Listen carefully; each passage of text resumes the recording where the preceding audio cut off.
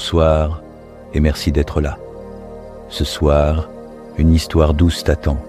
Installe-toi confortablement. Ferme doucement les yeux si tu veux et laisse-toi porter par le souffleur de nuages. Il vivait là depuis si longtemps que même le vent ne savait plus exactement depuis quand. Une maison de pierre accrochée à la falaise, surplombant l'immensité, juste au bord du monde. Le toit était arrondi comme une paupière fermée et les volets, usés par le sel, s'ouvraient dans un souffle à peine audible lorsqu'il les ouvrait chaque matin. Il se levait toujours avant le jour. Dans la pénombre, il enfilait un long manteau de toile, nouait un foulard autour de son cou et restait un instant immobile, écoutant. Le silence, ici, n'était jamais vide. Il portait le murmure des hauteurs, la plainte des courants lointains, les soupirs de la mer, bien en dessous. Il connaissait ces sons, il les reconnaissait, et parfois, il les saluait d'un geste discret. Il sortait alors, pieds nus sur les dalles froides, et se dirigeait vers la petite terrasse qui faisait face à l'horizon.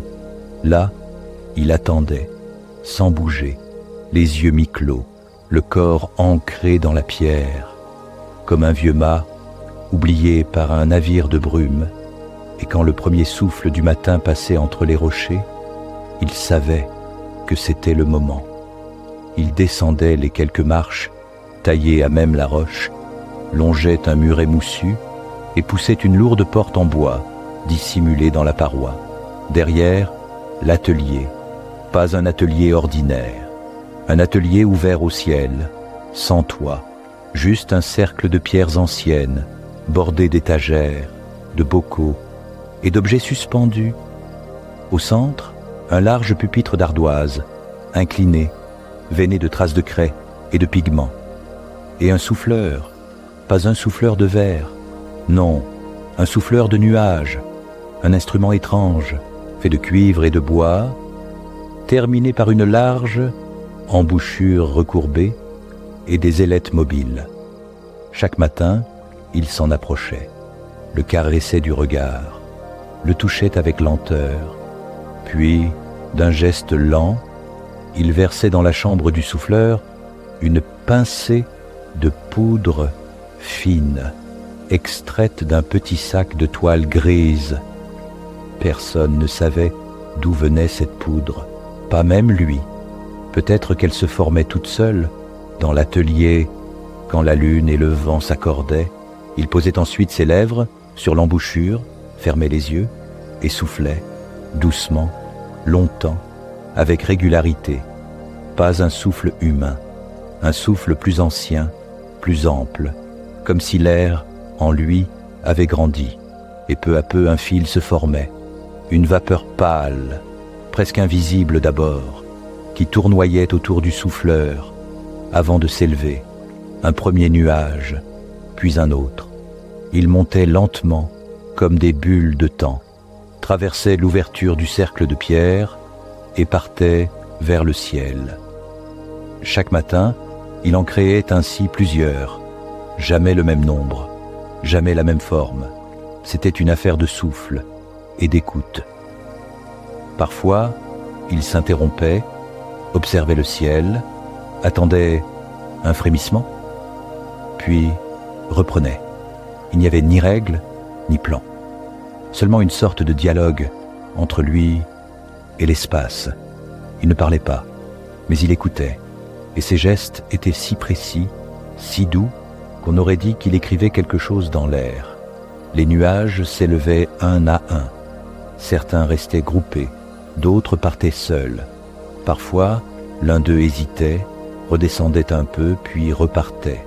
Lui, il ne les retenait jamais.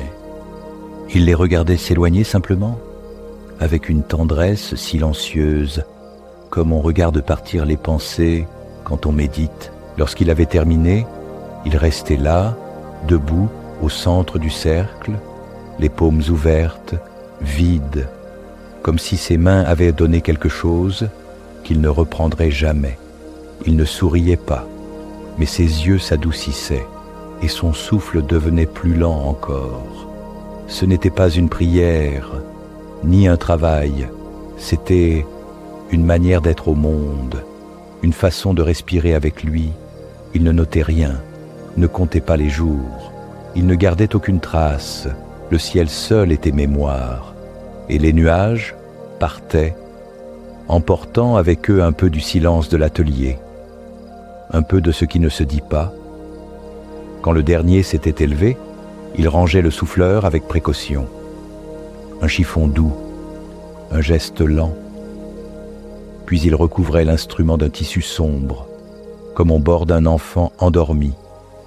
Il quittait l'atelier sans se retourner et refermait la porte de bois. Sur le seuil, il s'arrêtait toujours un instant. Il levait les yeux, observait. Le ciel était rarement vide. Des formes lentes y dérivaient, très haut, des traînées fines, des voiles, parfois un moutonnement léger, presque transparent. Il reconnaissait certains nuages. Il savait lesquels il avait créés ce jour-là. Mais une fois qu'il partait, il n'était plus à lui. Et c'était bien ainsi.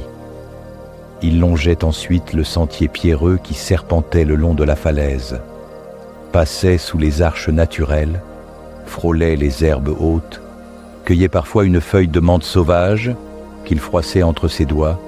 Il ne parlait à personne, personne ne venait jusqu'ici, pas de route, pas de village, juste lui, la falaise et le ciel. Il vivait dans une solitude sans poids, une solitude vaste, comme un ciel sans nuages. La maison était modeste, quelques pièces, des objets simples, une lanterne suspendue, un vieux fauteuil face à la baie vitrée, et sur la table, toujours, une petite soucoupe de verre remplie d'eau, pour rien, ou pour quelque chose qu'il ne disait pas. Parfois, une plume y flottait, peut-être qu'un oiseau passait, ou bien était-ce le vent, encore. L'après-midi, il lisait, des livres sans titre, des carnets écrits à la main, ou bien il restait assis longtemps sans bouger, les yeux ouverts ou fermés. Il n'attendait rien, il écoutait, il savait que certaines choses n'arrivent que dans le silence, et que ce qu'on appelle vide est souvent plein de présence. Parfois, à la tombée du jour, il grimpait jusqu'à un promontoire, un peu plus haut que l'atelier, une plateforme étroite entourée de pierres dressées. Là, il s'asseyait, et il regardait le ciel changer. Les couleurs s'étiraient lentement, le bleu devenait lavande, puis cuivre, puis presque noir, et les étoiles arrivaient, une à une, toujours dans le même ordre. Il connaissait leurs noms, pas ceux des constellations officielles, mais les noms qu'il leur avait donnés, des noms simples, doux, sans lettres majuscules. Parfois il parlait doucement, à voix basse, pas pour prier, ni pour appeler, mais comme on parle à un ami invisible, pour être sûr qu'il entend. Et puis il redescendait, allumait la lanterne et refermait les volets un à un.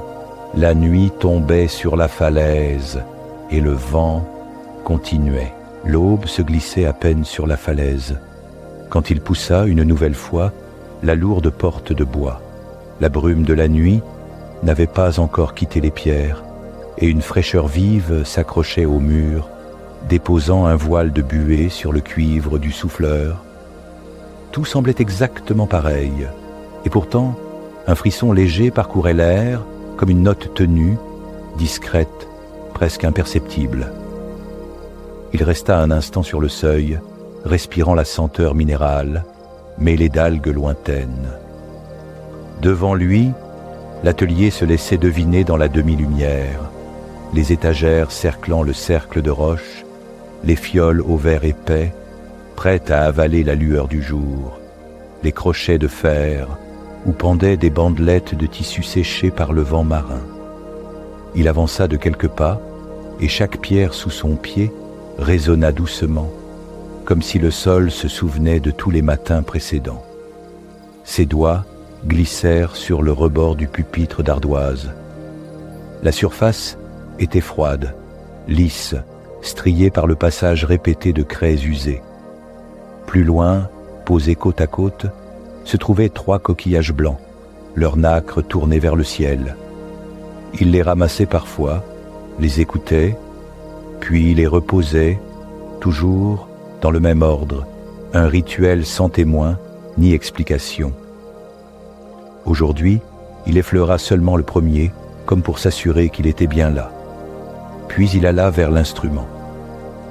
Le souffleur de nuages avait passé la nuit sous sa housse sombre. En soulevant le tissu, il sentit la tension dans le cuivre, un métal qui avait enregistré le silence nocturne, mais contenait déjà la promesse d'un souffle nouveau.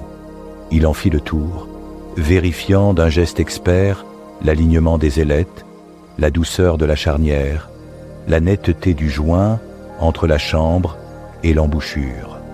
Chaque matin, le même examen minutieux, comme un accord préalable entre lui et l'objet. Il ouvrit ensuite la petite armoire encastrée dans la paroi.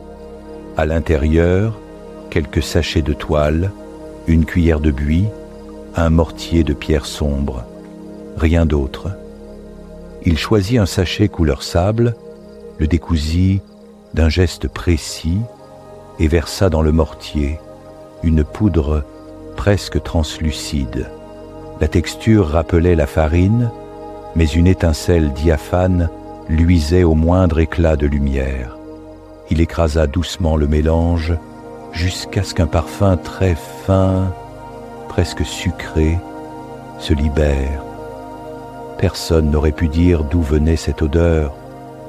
Elle avait quelque chose de céleste, à mi-chemin entre la résine fraîche et la fleur nocturne. Il vida ensuite la poudre dans la chambre du souffleur. Un nuage infime s'en échappa, suspendu à la lumière, comme un souffle de givre. Il patienta, laissa l'air se stabiliser, puis posa ses lèvres sur l'embouchure. Le premier souffle fut court, presque timide, juste pour tester la résistance de l'instrument. Il s'interrompit, tendit l'oreille. Le vent dehors semblait plus grave que d'habitude, comme s'il roulait une rumeur ancienne au creux des falaises. Alors il inspira longuement, sentit ses côtes s'ouvrir, son ventre se détendre, et il expira, lentement, dans le cuivre. Un filet blanchâtre, d'abord fin comme un cheveu, tourna autour du pavillon, hésita, puis s'éleva. Il suivit la courbe invisible du vent ascendant, décrivant une spirale douce avant de franchir l'ouverture du toit absent. À peine sorti, le filament se fit plus dense, ourlant ses bords d'une lueur opaline. Il souffla à nouveau, modulant la pression, la cadence, la chaleur de son propre souffle. Chaque exhalation était un trait calligraphié dans l'air, mais dont la signification ne se révélait qu'une fois parvenu au ciel. 2, 3, 4 nuages prirent ainsi naissance, chacun portant la trace subtile de son intention secrète. Un vœu muet glissait au monde, comme une lettre qu'on ne signe pas. Pourtant, ce matin-là, quelque chose cognait doucement derrière la routine. Une pulsation, à peine audible, vibrait dans le silence de l'atelier. Il marqua une pause, la main posée sur le cuivre tiède. Ses yeux cherchaient l'origine de ce battement ténu. Rien ne bougeait. Et pourtant, il le sentait. Ce rythme discret, différent du souffle, différent du vent. Il reprit son travail, soufflant plus bas, plus lentement, comme pour écouter entre chaque nuage le message invisible. Les volutes claires montaient, prenaient forme, se dépliaient, puis s'alignaient docilement dans la bande d'azur, à peine teintée de rose. Lorsqu'il leva la tête, il remarqua un détail qu'il n'avait jamais vu auparavant. Un cercle minuscule comme un anneau pâle, au centre du ciel, juste là où les nuages se rassemblaient. Pas un halo ordinaire, pas un phénomène de lumière, plutôt une ouverture ou une invitation. Il plissa les yeux, le cercle paraissait respirer, grandir d'un souffle, se replier d'un autre. Il resta immobile, captivé, le battement discret se renforçait, résonnant maintenant dans sa poitrine, à l'unisson de son pouls.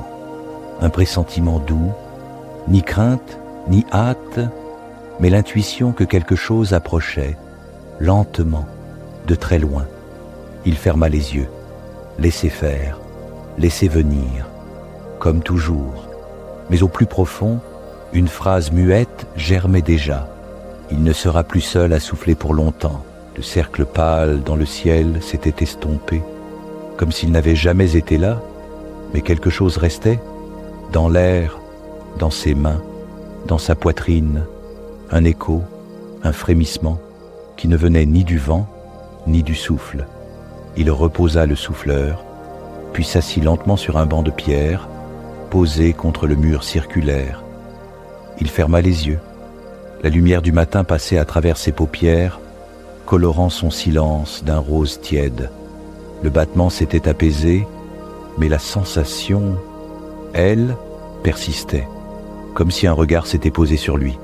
Pas hostile, pas curieux, juste, présent et vaste. Il inspira longuement, expira lentement, puis tendit l'oreille. Rien.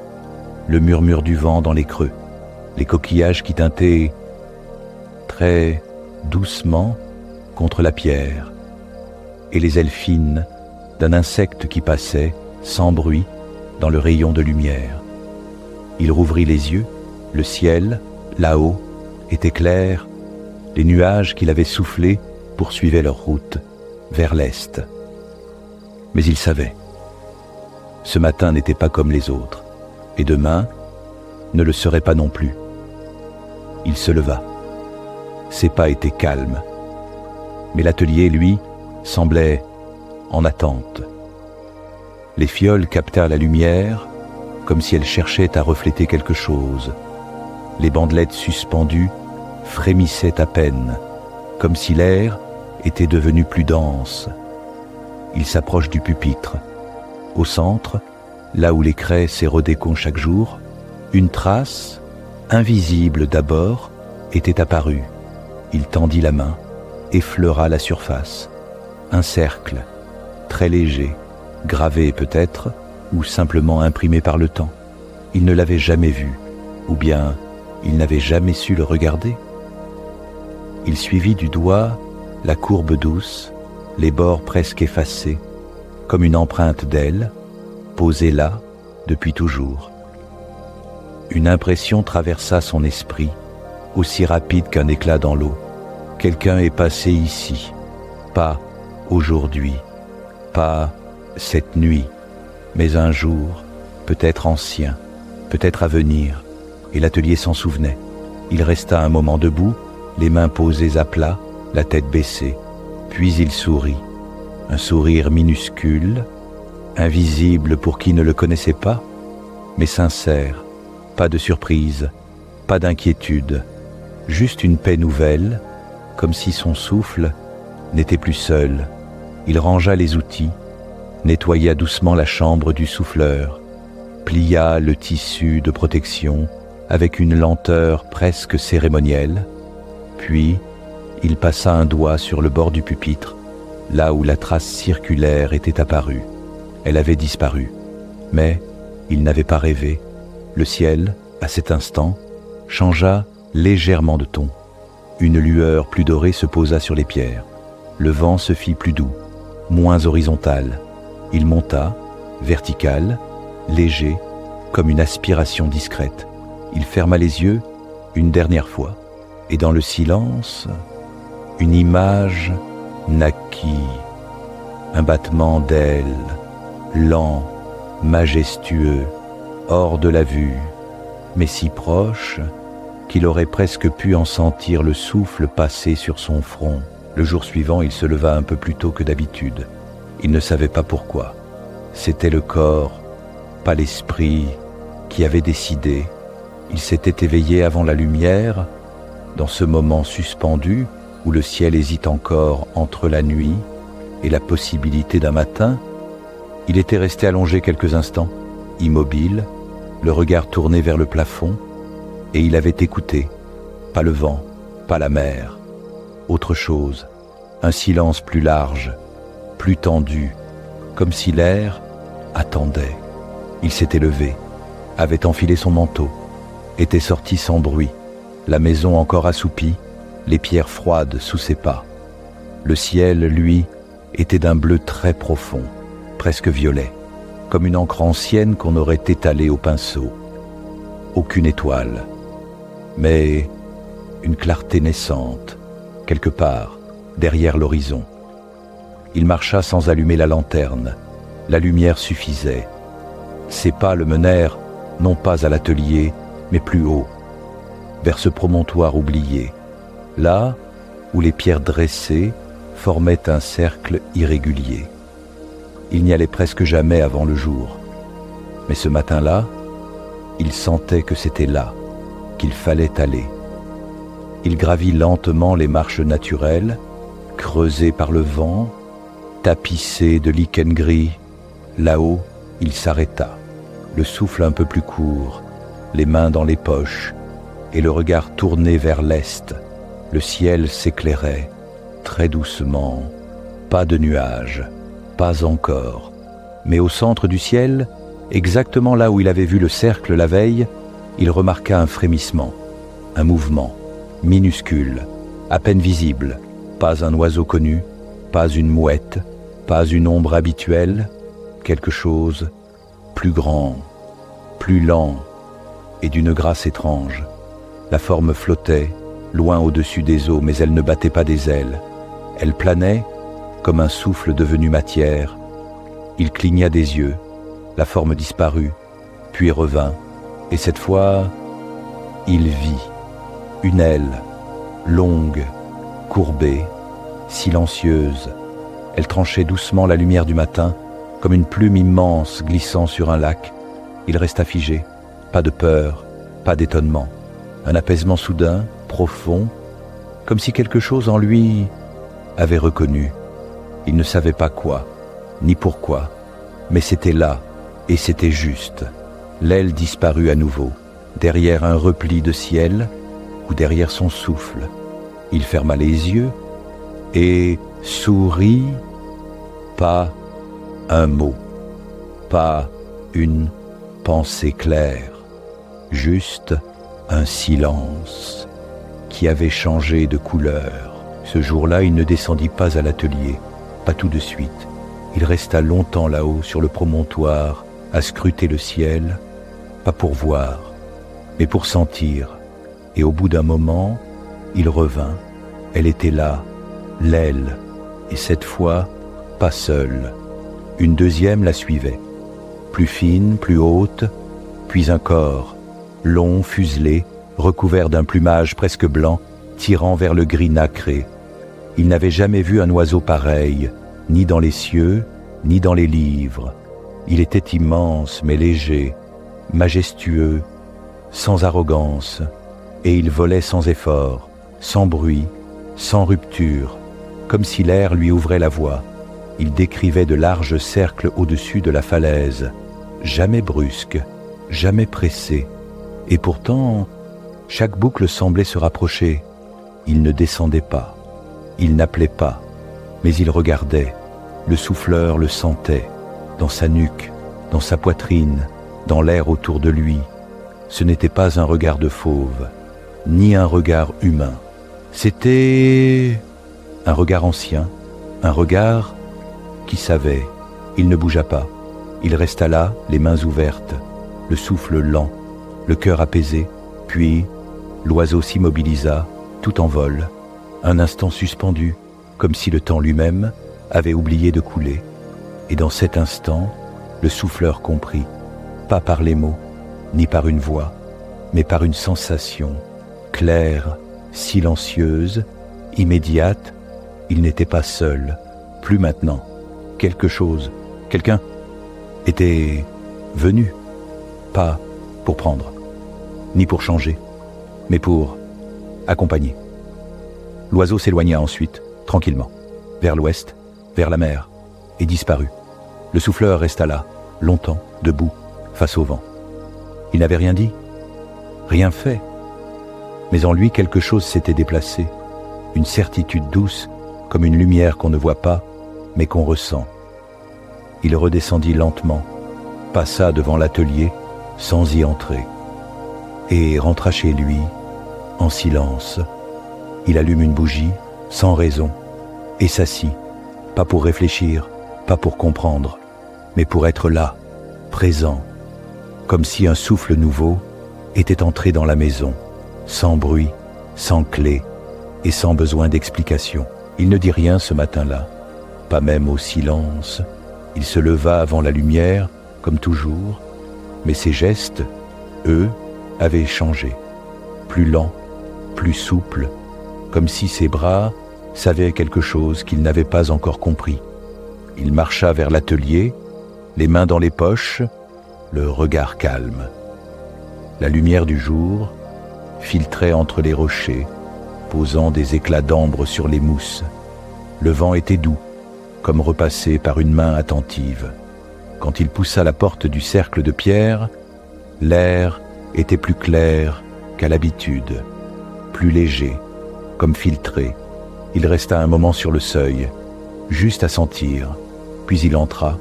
Le souffleur était là, exactement à sa place, mais lui le regardait autrement, comme un instrument nouveau, ou ancien, mais réveillé. Il approche, sans allumer la lanterne, sans sortir la poudre. Il posa simplement ses mains sur le cuivre et attendit. Une chaleur douce s'en dégageait, pas celle du soleil, pas celle de la veille. Une chaleur venue de l'intérieur. Il inspira, puis expira, pas encore pour souffler, juste pour s'accorder. Et quand il ouvrit la petite armoire, il ne prit pas les sachets habituels, il choisit un autre, plus ancien, couleur cendre. Il l'avait presque oublié. Il le posa sur la table, le décousit avec soin et versa une poudre très fine, presque invisible, aucune odeur, aucune brillance, juste un léger frémissement quand elle toucha la pierre. Il broya doucement, puis versa dans la chambre du souffleur. Le silence s'épaissit, mais il n'était pas lourd, il était plein. Il posa ses lèvres sur l'embouchure, ferma les yeux et souffla, lentement, longtemps. Un souffle plus rond, plus souple, moins contrôlé, un souffle donné. Et cette fois le nuage naquit, différemment. Il ne tournoya pas, ne flotta pas, il resta suspendu, juste au-dessus du pavillon.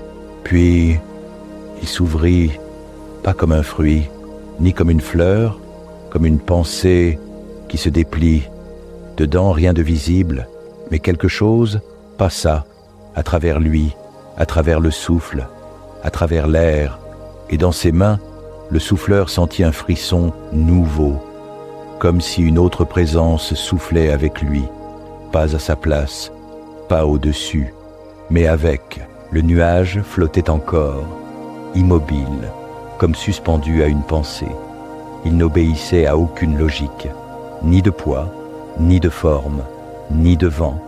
Il était simplement là, présent, comme un regard qu'on ne détourne pas. Le souffleur resta figé, un souffle encore retenu au fond de lui. Puis, lentement, le nuage se mit à bouger, pas vers le haut, ni vers l'extérieur. Il descendit, léger, droit vers lui. Il ne s'affola pas, ne recula pas. Le nuage frôla son épaule, puis glissa autour de lui, comme une étoffe invisible, douce, fraîche et chaude à la fois. Un frisson le traversa, mais ce n'était pas du froid, ni de la surprise, plutôt une reconnaissance, une mémoire ou une promesse. Et quand le nuage reprit son envol, il le suivit des yeux jusqu'à ce qu'il franchisse le cercle de pierre et disparaisse dans le ciel.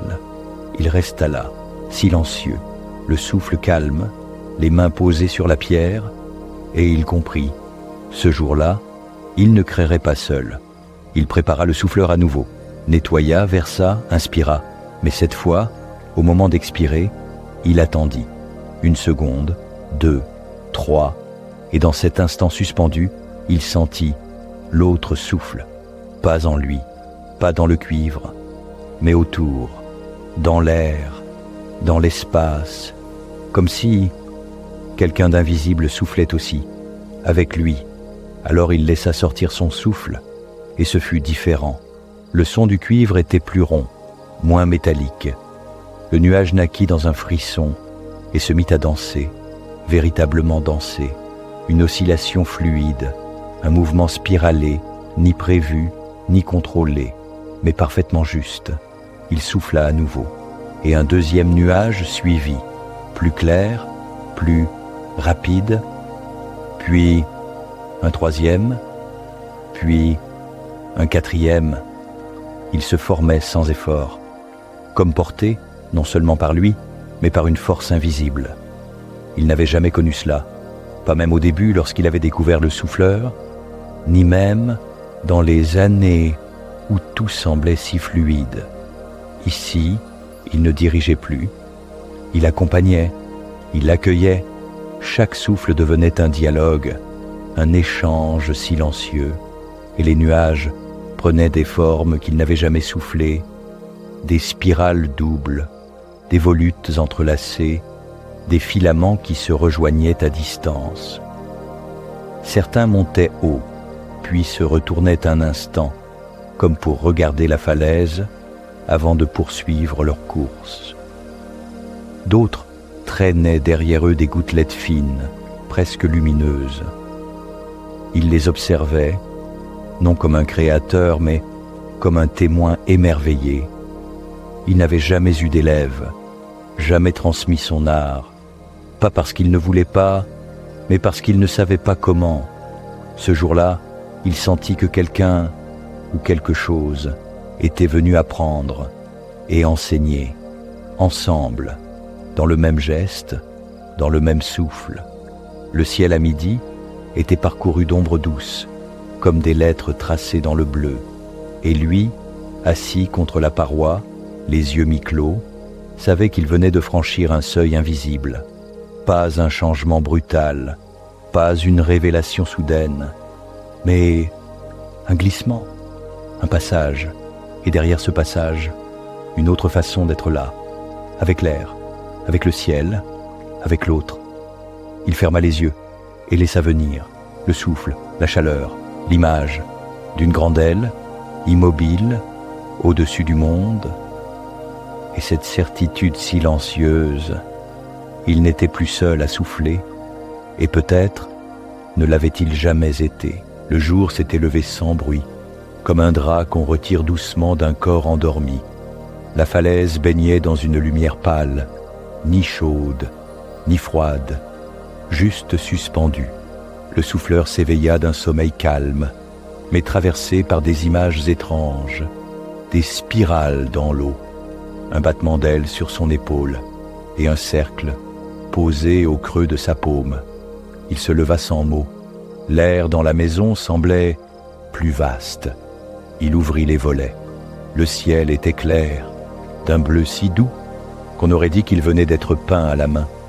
Mais ce n'était pas le ciel qui retint son regard, c'était la mer. Là-bas, au loin, juste au-dessus de la ligne d'horizon, flottait une traînée étrange, un fil de brume, ou peut-être un nuage, mais plus dense, plus long. Il fronça les yeux. La forme ondulait, très lentement, comme si elle suivait une route invisible. Ce n'était pas un nuage soufflé, il le savait, il les reconnaissait tous. C'était autre chose. Il resta là, debout dans l'encadrement de la fenêtre, jusqu'à ce que la forme disparaisse. Puis il sortit. Le vent était léger, presque timide, comme s'il attendait une consigne. Il marcha jusqu'à l'atelier, poussa la porte et s'arrêta. Quelqu'un ou quelque chose était passé par là. Rien n'était déplacé, mais tout était différent. L'odeur, la température, la lumière même. Il s'approche du pupitre et vit, au centre, là où il posait habituellement sa main, se trouvait une plume, grande, fine, d'un blanc presque translucide, traversée de reflets très pâles, tirant sur l'ivoire et l'or. Elle ne ressemblait à aucune plume d'ici, ni d'oiseau marin, ni de rapace, ni de rien de connu. Il tendit la main, la prit, elle était tiède et douce comme un souffle. Il ferma les yeux et tout revint, l'aile, le vol, le cercle dans le ciel et ce sentiment qu'on n'est jamais vraiment seul quand on souffle, avec l'intention juste. Il rouvrit les yeux et sut ce qu'il devait faire. Il nettoya le souffleur, lentement, avec une précision qu'il n'avait jamais eue auparavant. Puis il alla vers l'armoire. Mais cette fois, il ne choisit aucun des sachets. Il ouvrit un tiroir plus bas qu'il n'avait pas touché depuis des années. Dedans, un petit coffret de bois, fermé par une ficelle de lin. Il l'ouvrit. Une poussière fine s'échappa, dorée, comme un soupir de lumière. Il versa une pincée dans la chambre du souffleur, puis y glissa la plume. Pas entièrement, juste le bout, comme une offrande, un accord. Il inspira profondément et souffla, un souffle long, continu, silencieux, et ce qui sortit n'était pas un nuage, pas une vapeur, mais une forme, flottante, courbe, presque animale. Elle s'éleva lentement, comme tirée par une intention douce, et se déploya au-dessus du cercle de pierre. Le souffle suivant donna naissance à une autre forme, puis une autre, pas des nuages, des signes, des présences, des fragments de souvenirs, un pont suspendu, une aile posée sur un lac, un cercle de lumière au creux de l'eau. Il ne comprenait pas tout, mais il savait que ce n'était pas uniquement lui qui soufflait, c'était un souffle à deux, ou peut-être à trois, ou plus. Quelque chose, là-haut, dans le ciel, avait répondu. Et maintenant, le ciel répondait aussi. Il leva les yeux et vit très haut une ombre. Elle ne volait pas, elle planait, comme si elle gardait ou veillait. Et il comprit, ce qu'il faisait à présent était vu, et ce qu'il soufflait était reçu. Le ciel était resté clair, mais traversé maintenant par des lignes douces, comme des sillons de lumière, posés là par une main invisible. Le souffleur s'assit au bord de la paroi, là où les pierres sont encore chaudes, même quand le matin est timide. Ses doigts caressaient la courbe du cuivre, non plus pour vérifier, mais pour remercier. Ce n'était plus un outil, c'était devenu un prolongement, un instrument de silence, un passeur d'intention. Autour de lui, l'atelier restait immobile. Mais ce silence n'était plus le même. Il était habité, pas bruyant, pas rempli, mais accueillant, comme une salle vide prête à écouter ce qui vient. Il se leva, déposa la plume sur un linge blanc, puis rangea le souffleur avec un soin presque cérémoniel. Il savait qu'il n'aurait plus besoin de souffler aujourd'hui, que ce qu'il avait offert était suffisant. Il sortit, referma doucement la porte et prit le sentier qui menait vers le promontoire. Il y avait toujours ce vent léger venu de nulle part qui frôlait les herbes sans jamais les déraciner. Là-haut, il s'assit sur la pierre plate, la même que chaque soir, et regarda.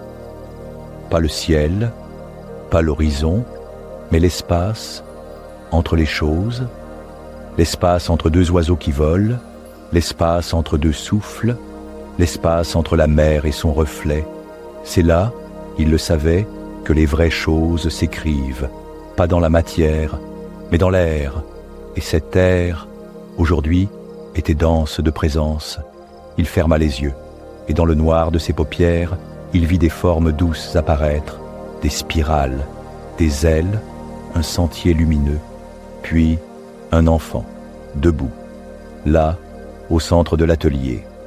Il soufflait dans un instrument plus petit, mais le geste était juste, le regard paisible.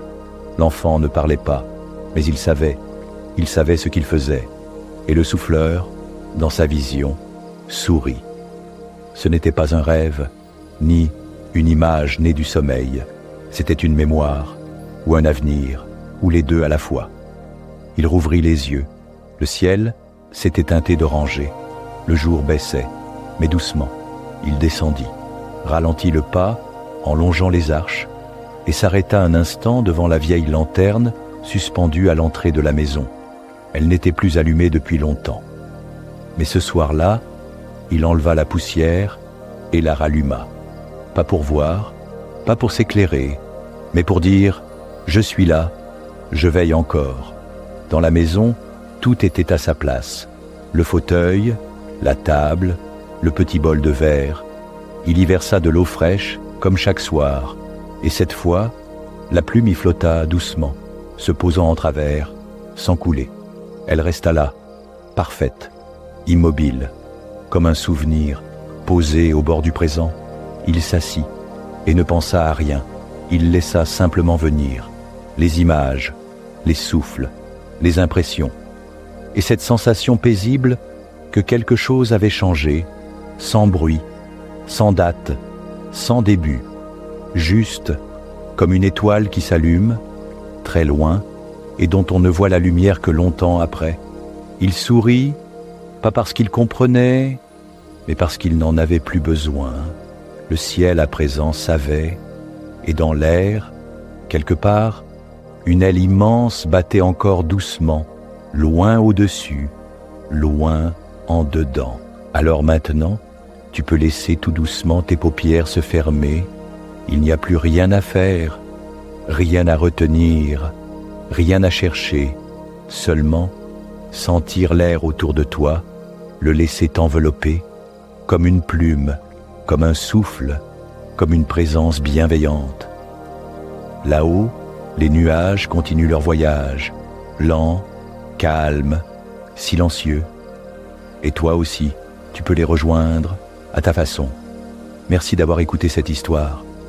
Je te souhaite une nuit paisible, remplie de douceur et de beaux rêves. Et si cette histoire t'a apaisé, tu peux revenir quand tu veux. Le souffle sera là, toujours, tout près, tout bas, juste pour toi. Bonne nuit et fais de beaux rêves.